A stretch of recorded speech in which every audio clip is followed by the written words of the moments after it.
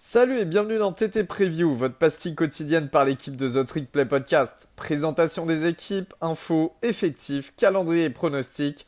On peut le dire, we're back!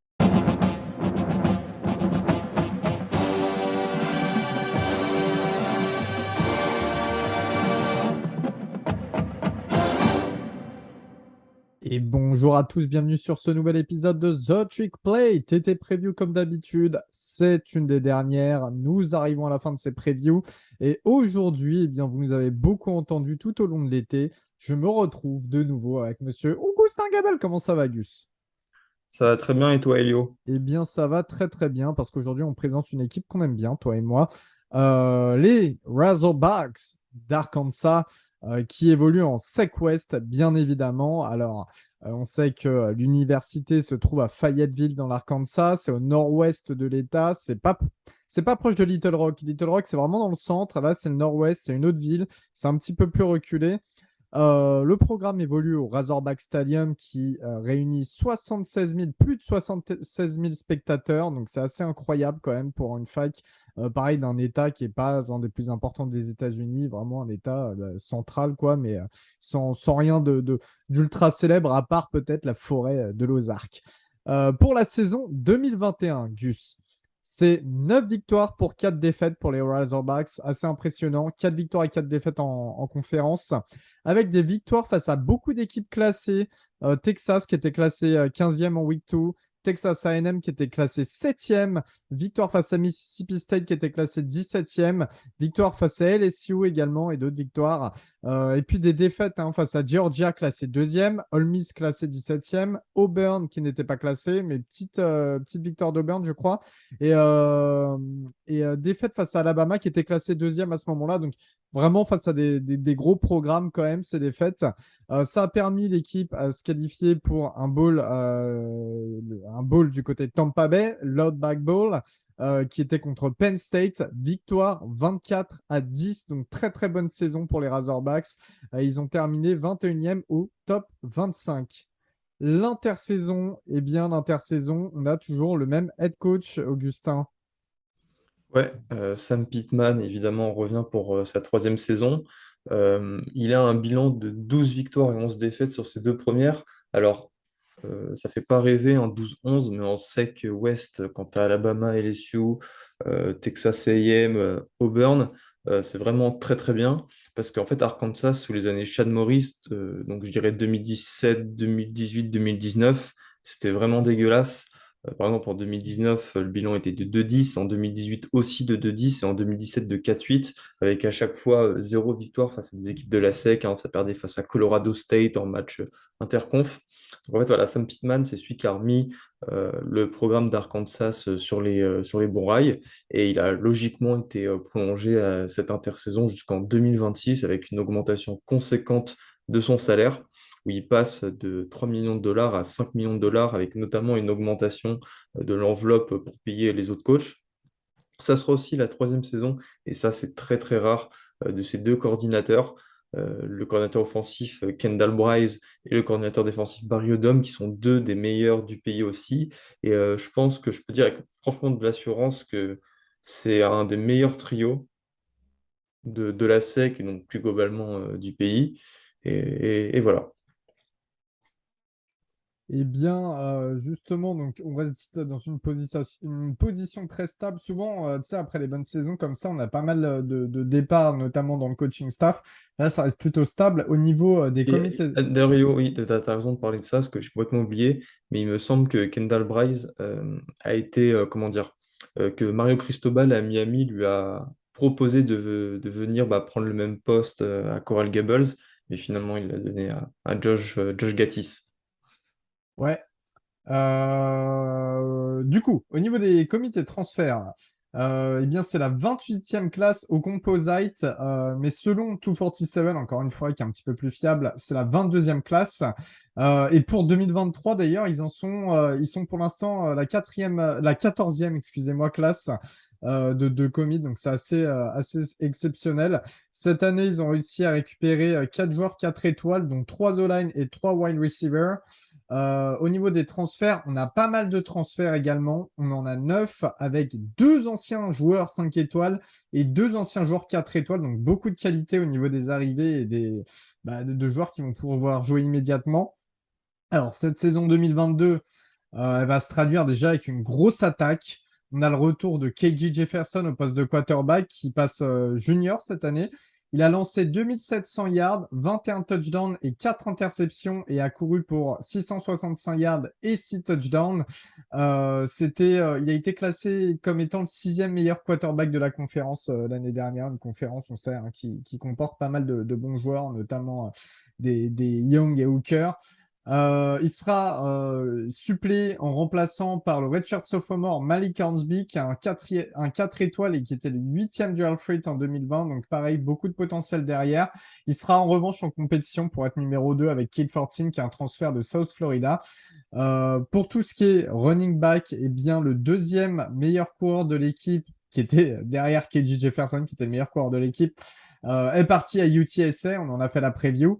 Le sophomore, en revanche, Raheem Sanders sort d'une saison freshman à 580 yards et 5 touchdowns.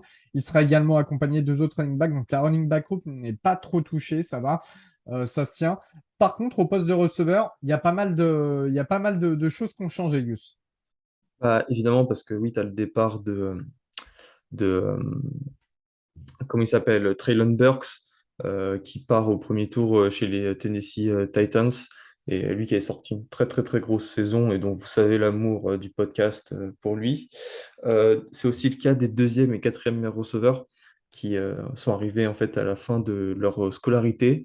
Mais Sam Pittman est parti sur le portail des transferts chercher Jadon Hazelwood, qui arrive en provenance d'Oklahoma, hein, celui qui avait fait une très très belle saison aussi avec les Sooners et qui était un ancien 5 étoiles et premier meilleur receveur du pays de sa classe et quatrième national. Donc voilà, quand tu es premier receveur et quatrième national, c'est que tu es plus que le meilleur receveur, tu es carrément l'un des meilleurs joueurs du pays. Alors, on sait qu'en général, c'est plutôt réservé à des quarterbacks et des joueurs de ligne défensive.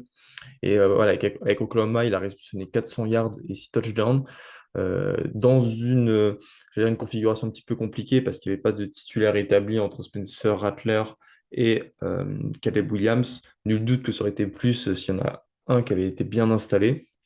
Maintenant, il va, comme tu l'as dit, Elio, arriver dans une situation où il connaît déjà son quarterback titulaire pour toute la saison et il a transféré tôt, donc il a eu le temps de s'acclimater, de s'entraîner, faire les workouts privés, etc.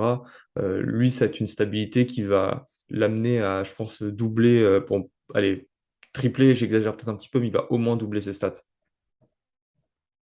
Ouais, totalement, totalement. Et en plus, il sera pas tout seul. Il va être accompagné du senior Matt Landers qui arrive de Toledo, où il a effectué une saison à 5 touchdowns et un peu plus de 500 yards.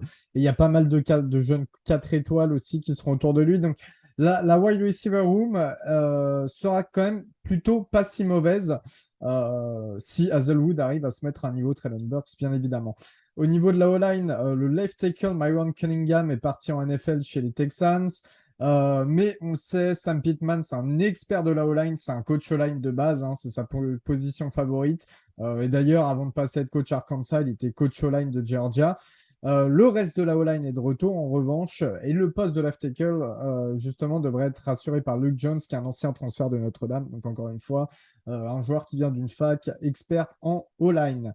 Grosso modo, cette attaque, elle va avoir pas mal de retours assez intéressants. Ce qu'il faut savoir, c'est quand même c'était la sixième meilleure attaque de la SEC en 2021, avec 30,9 points par match en moyenne. Sur les 4 matchs perdus, bah, il y en a 3 qui ne sont pas vraiment de la faute de l'attaque, en fait, parce que par exemple, l'attaque met 460 yards à Auburn, il passe 35 points à Alabama et il passe 51 points à Ole Miss, hein. On se rappelle ce match, d'ailleurs, on l'avait vu ensemble au bar, je me rappelle, avec Val qui était Ils en perdent à la panique. toute fin, hein. Ils Ouais, ils perdent perdent à toute fin. Ouais. 52-51, donc Ouais. voilà.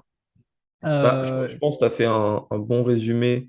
Bon, oui, je te laisse finir en disant que le programme, c'était aussi le meilleur à la course de la conférence avec 227 yards par match, ce qui est en moyenne, hein, ce qui est beaucoup. J'aime bien ce résumé parce qu'en fait, l'attaque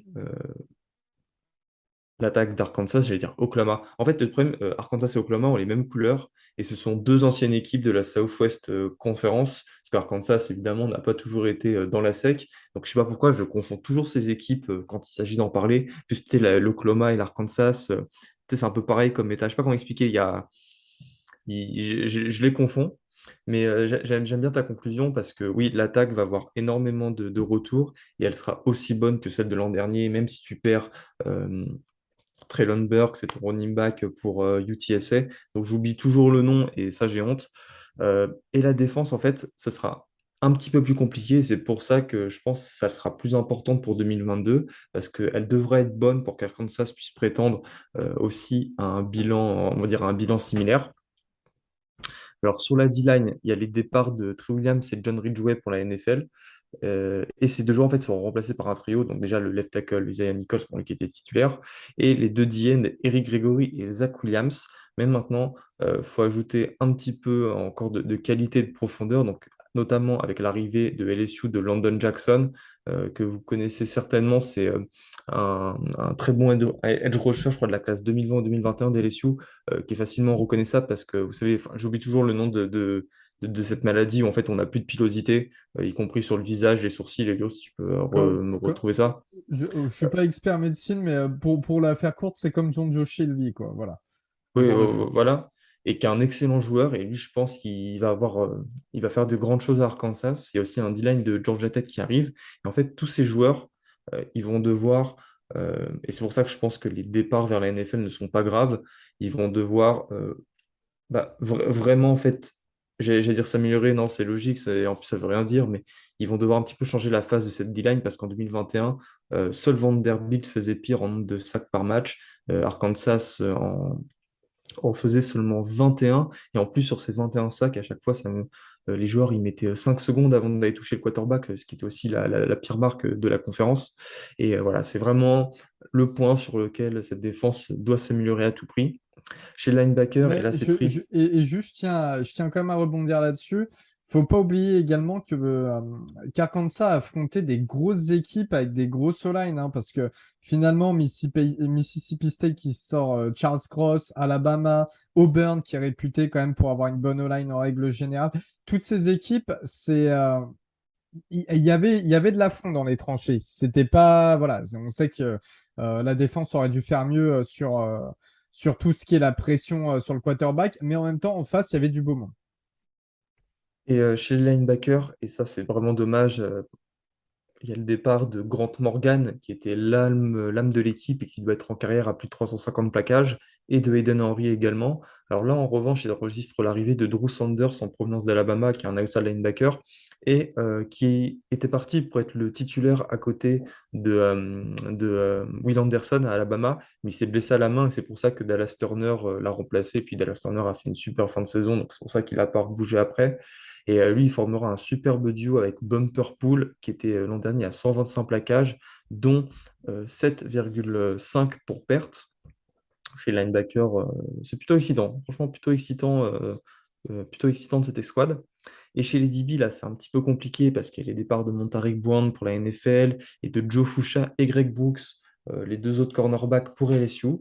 Donc, du coup, il y a aussi l'arrivée d'un autre transfert de LSU. Ils font la navette, Dwight McGlovern. Et euh, après, chez les cornerbacks, il y a aussi des mecs qui ont eu du temps de jeu l'an dernier, mais il n'y en a aucun qui s'était distingué. C'est pour ça que les joueurs que j'ai cités, Foucha et Montaric Brown, étaient titulaires.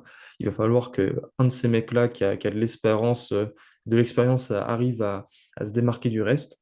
Chez les safety, la situation elle est beaucoup moins compliquée parce que tu as le retour un petit peu inattendu de Jalen Catalon, qui est l'un des meilleurs safety du pays, et l'arrivée de Latavius Brini en provenance de Georgia, qui n'a pas réussi à faire sa place dans le backfield exceptionnel des Bulldogs, hein, Taki Smith, Christopher Smith, euh, Lewis Cine, etc. Maintenant, ma conclusion, je vais faire comme toi avec l'attaque. C'est un roster qui est talentueux, avec un super coordinateur défensif. Il y a l'arrivée de bons transferts, hein, Landon Jackson, McGlovern, etc. Et Arkansas, en fait, a de quoi remplacer ces joueurs qui sont partis. Mais maintenant, ils ont le matériel, mais il va falloir que tout ça prenne pour aller gagner des matchs. Euh, et je parle pas évidemment du fait qu'il faut aussi améliorer le pass rush, mais voilà, je pense que c'est la bonne morale en fait de cette équipe d'Arkansas. C'est ouais, l'équipe, je pense, elle est encore meilleure que l'an dernier. Arkansas est meilleur d'année en année, mais bah, tu as le mur en face de la SEC. En fait, tu vas te retrouver face à ce mur que cette conférence SEC West avec Ole Miss, LSU, Mississippi State, Texas A&M et Alabama. Et c'est pour ça que parfois, en fait, on peut avoir l'impression que le bilan ne va pas suivre l'amélioration de l'équipe. Alors, Elio, si tu peux me parler un petit peu du calendrier, notamment du calendrier interconf dont il faudra absolument gagner tous les matchs pour espérer une bonne saison.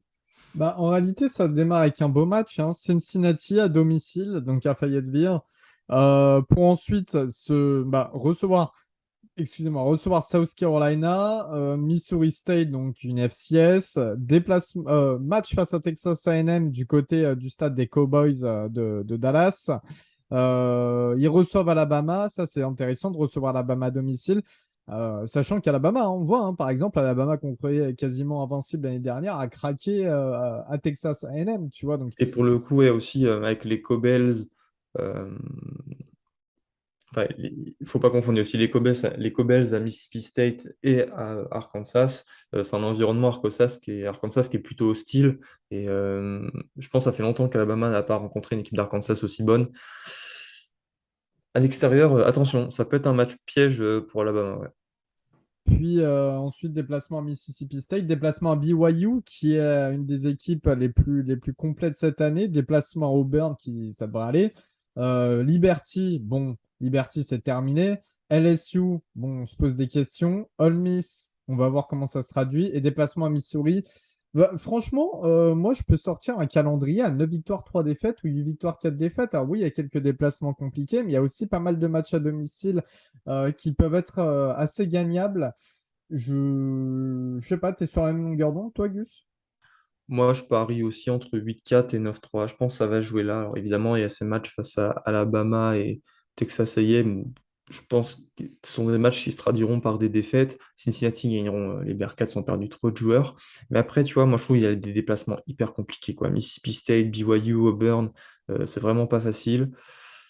Maintenant, tu vois, c'est encore le même problème. Tu as une conférence très difficile. Toutes les semaines, c'est compliqué, hormis pour Missouri State et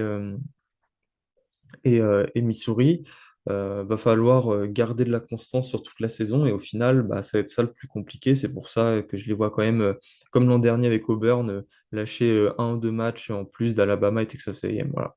Mais de toute manière, je pense que ça sera tout de même une excellente saison parce qu'encore une fois, évoluer dans la ACC West, c'est compliqué. Évoluer en ACC tout court, c'est compliqué. Arkansas revient de loin.